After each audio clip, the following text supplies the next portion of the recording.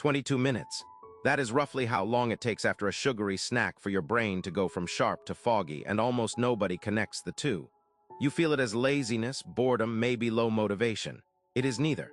It is a fuel spike your prefrontal cortex cannot recover from fast enough, and it is happening to you on a schedule.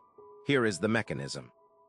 When you eat something high in sugar, glucose floods your bloodstream within minutes, and your pancreas answers with a hard insulin spike to clear it. That insulin surge does not just lower blood sugar back to normal, it frequently overshoots, dropping glucose below your baseline. Continuous glucose monitor studies on healthy adults show that overshoot crash landing right around the 22-minute mark after a high glycemic snack, and your prefrontal cortex, the part of your brain running attention and working memory, is one of the most glucose-hungry regions you have.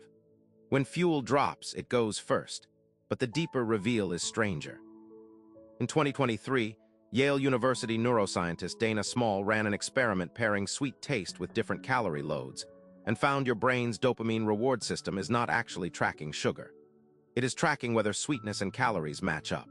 When they do not, like with a diet soda, your brain's fuel prediction system gets confused, and that confusion appears to blunt the reward signal that normally helps you regulate intake and energy the rest of the day. Your brain is not just running on sugar, it is trying to predict it, and when the prediction breaks, so does your focus. New one drops every day, so subscribe if you do not want to miss the next one. Here is where it gets more useful. Small's follow-up work found that pairing a sugary food with protein or fiber blunts the insulin overshoot significantly because it slows gastric emptying and flattens the glucose curve. Athletes and surgeons who cannot afford a 2 p.m. crash have quietly used this for years, pairing anything sweet with almonds, a boiled egg, or even peanut butter, specifically to protect the 20 to 40-minute window after eating. Comment below if you have ever noticed your own crash and did not know why. Here is the complication almost nobody talks about. Artificial sweeteners do not fix this. In Small's data, diet drinks created an even bigger mismatch between expected and actual calories, and over repeated exposure, that mismatch was linked to worse metabolic regulation, not better. The fix everyone reaches for might be making the prediction error worse, not solving it. So the next time your focus evaporates around mid-afternoon, check the clock against your last snack. If it lines up near that 22-minute mark, you are not lazy.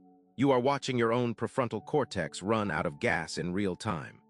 The question Small's lab is chasing now is whether this same mismatch signal is quietly reshaping how the adolescent brain learns to regulate itself. Subscribe and tap the bell, because that answer is coming in a future video.